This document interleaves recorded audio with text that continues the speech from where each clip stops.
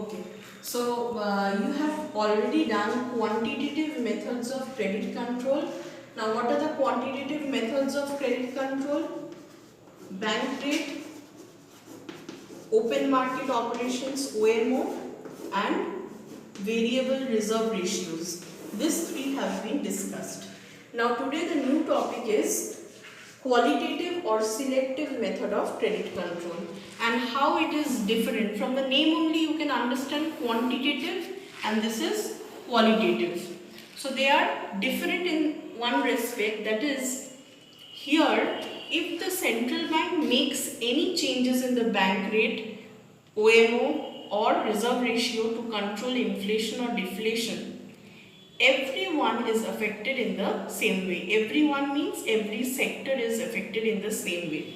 Now what do you mean by sectors? Suppose agricultural sector is there, those who take agricultural loans from bank. Then industrial sector is there, those who take loans from the bank for industrial purposes. There are customer credit also. When we buy anything, we take loans from the bank. So what happens if suppose money supply reduces and loan amount reduces due to any changes in the three? These all the sectors are affected in the same way. That means when money supply decreases, agricultural sector, industrial sector and consumer credit all will be less in the economy.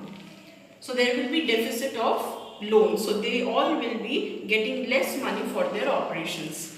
But if commercial banks loan increases and money supply increases due to any of the policy changes by central bank, then all the sectors will be benefited. They will be getting easy credit which is needed for their purpose. So can you see one thing, that here the central bank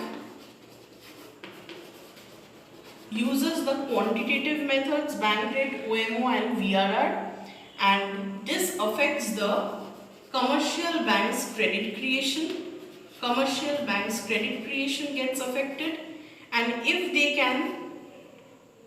they create less loan, money supply decreases in the economy, all the sectors get less holdover money. They cannot take less loan, and if they cannot take less loan, they cannot use it for the purpose required. So all are affected in the same way.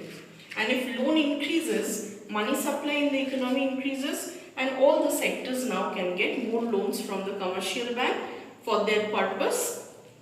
So this is it. So in quantitative methods of credit control, it affects the volume of credit to all the sectors. That means all the sectors are affected in the same way due to either credit increase or decrease by the commercial banks. But in qualitative, from the name you understood, qualitative or selective method of credit control. Now, it was realized that out of these sectors, three sectors, there might be, for example, I am giving you an example, like agricultural sector.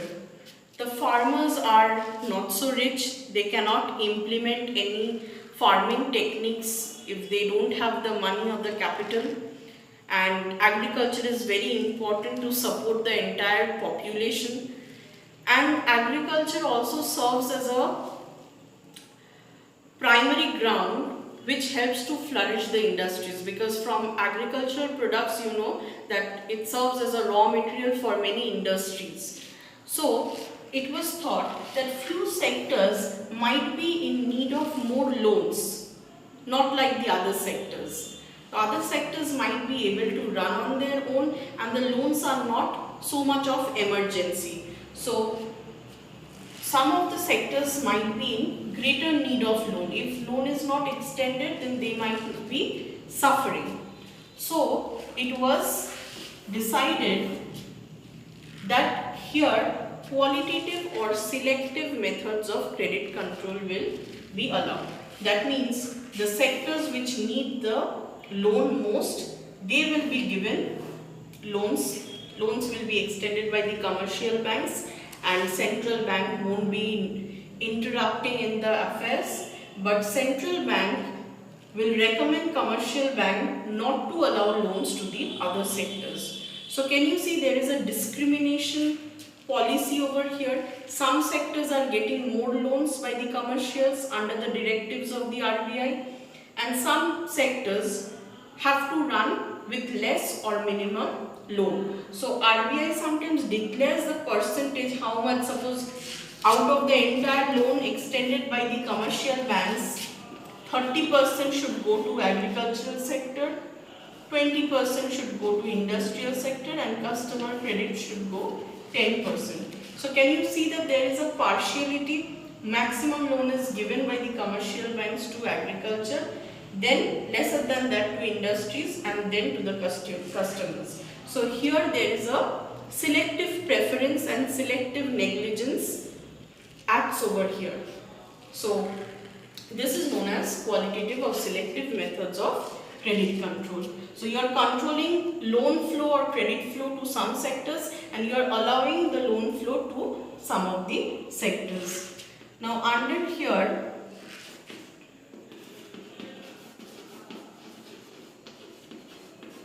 there are different types through which you can follow this selective credit control.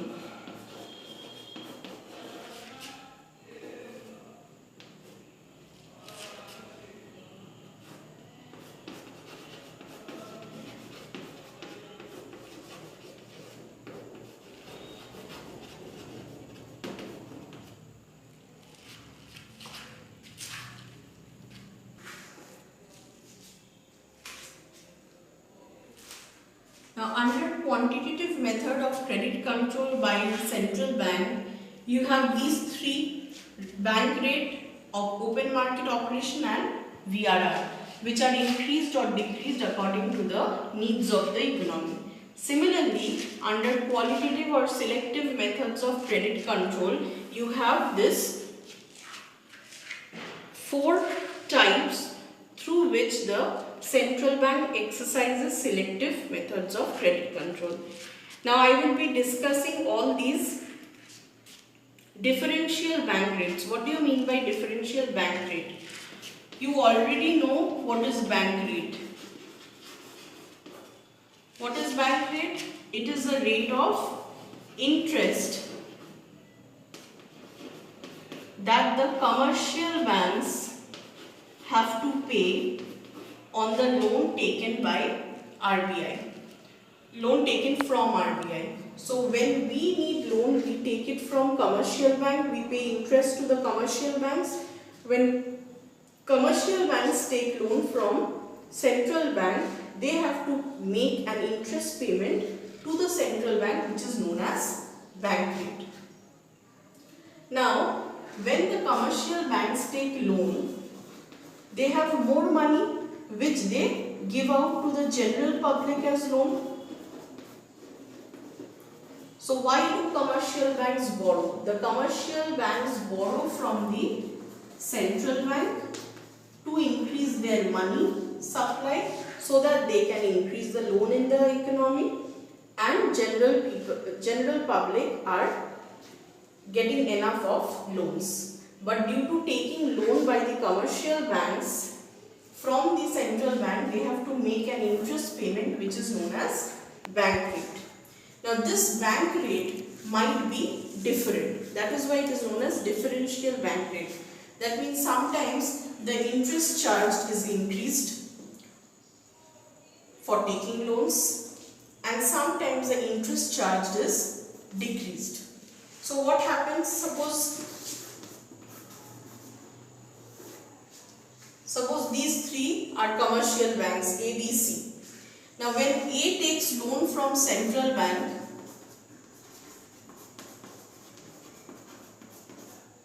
A is taking loan from central bank. So A is a commercial bank. It has to pay interest. Suppose it pays interest a certain amount, bank rate 1, I am naming it. It can be 10% interest. Now B is a bank who again borrows from central bank. They all are individual banks. For bank B, central bank charges a different interest, and for bank C, the central bank is charging lower interest. So what is happening, just check. When A bank takes loan, it has to pay more interest. So it becomes costly for A to take loan from central bank because it has to give back a greater amount of the principal plus interest. So it will from the public also charge a higher amount of money for taking loan. So loan becomes costly and generally people take less loan from such banks. Now B is another bank who has taken loan from central bank and it is paying back interest 5% lesser than A. So it will again increase the market rate of interest for giving loans to the general public, but not that much because it has got less money to be repaid back to central bank. So it can extend more loans than bank A. Now what happens to bank C? It has to give 3%.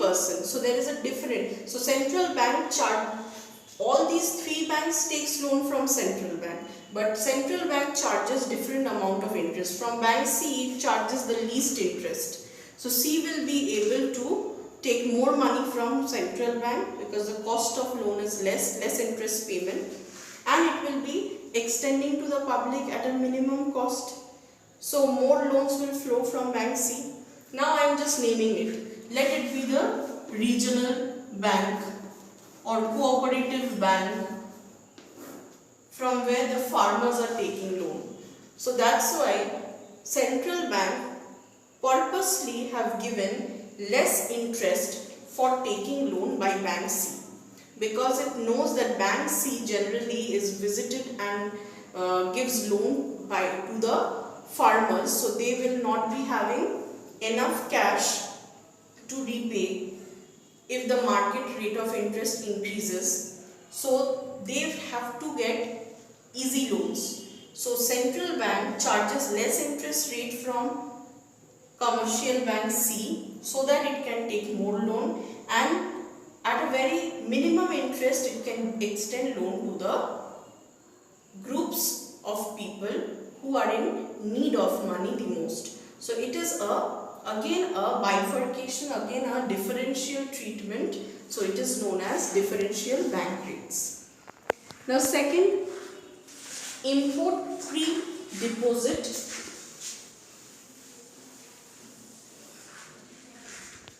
Now there are businessmen or traders who are not engaged with production. They don't produce. What do? From a different country, they are importing the things and they are purchasing the things and they are selling in the Indian market. Now suppose there are traders, the trader be A. Okay. Now the trader wants to import 50 lakh worth item from a foreign country. Okay, so let it be Brazil. So from Brazil, and this trader belongs to India. So this Indian trader A wants to import some item from Brazil, and what is the value of the item? Total of 50 lakh. So he needs that much of money for payment to Brazil, and then it will take hold over the good and sell in the Indian market. Now, this entire money, a certain portion has to be kept in order to get license. Remember in order to import such bulky items, such worthy goods, it has to have a license, trade license. So, according to the rules and regulations, if we see, if it wants to get good of 50 lakh, a certain portion he has to keep, that is only known as the import pre-deposit requirement. That means before importing such valuable items, value of 50 lakh, this is the import value. He has to keep a certain fraction in order to acquire the trade license, or in order to maintain the trade license, the decorum of the country. So if this trader wants to import, the total import value is of 50 lakh item, and for this it has to keep a prefixed amount. Then we are going to customer credit. Now we go to the banks for taking loans. There are so many things which we buy and pay the EMIs of the thing. So the bank gives us loan, the customer takes credit. Now the bank sometimes mentions the down payment. That means down payment is the amount which the customer requires to pay, and the rest will be given out by the bank. So bank will understand what type of commodity the customer is purchasing, whether high valued commodity or it is a less valuable commodity, and according to that they will fix the down payment amount, and the rest of the amount has to be paid by the bank. So customers, they purchase lot of items. So if they come to the bank for loan, the entire amount is not given out. Customers have to make the down payment, and the rest will be given by the bank as loan. But how much the customer has to make payment and how much the bank will give loan, that is decided by the bank according to valuation of the item, according to how urgent is the item, how fancy the item is, how luxurious the item is. So it is. So there are so many conditions according to which it depends how much the bank will give out loan. So here is also one discrimination. Some customers are going to buy something for which the bank is giving more loans and less of down payment, and sometimes the customer is going to purchase the good, the bank has decided to give less loans and the customer has to pay more as down payment. Then margin requirement. Now we are going to margin requirement. Now you already know that shareholders, there are many people who are engaged in buying shares of the company and selling shares. Now buying shares will help you to earn future profits from the company. So suppose you don't have the immediate amount to purchase the share, but you feel that the share is very much profitable if you can acquire it. So what do? Instead of making the total payment by yourself, you go to the bank to ask for loans. Now banks decide that how much you have to give as down payment. For example, whatever is the value of share you want to buy, suppose bank is asking 50% you pay on your own and 50% the bank loan will be extended.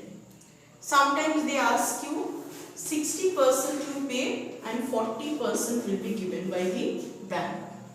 So here is also a selective way in which the credit is given.